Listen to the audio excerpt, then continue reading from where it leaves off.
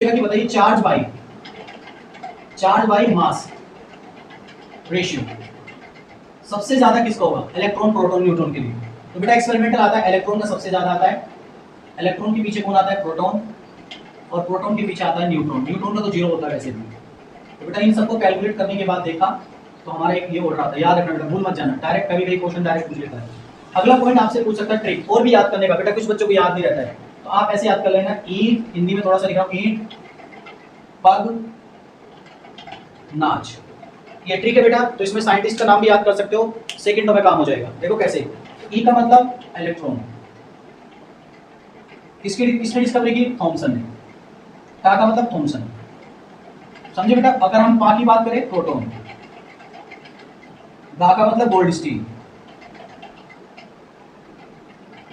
और ना का मतलब बात करें न्यूट्रॉन, और चा का मतलब बात करें जेम्स चैडविक।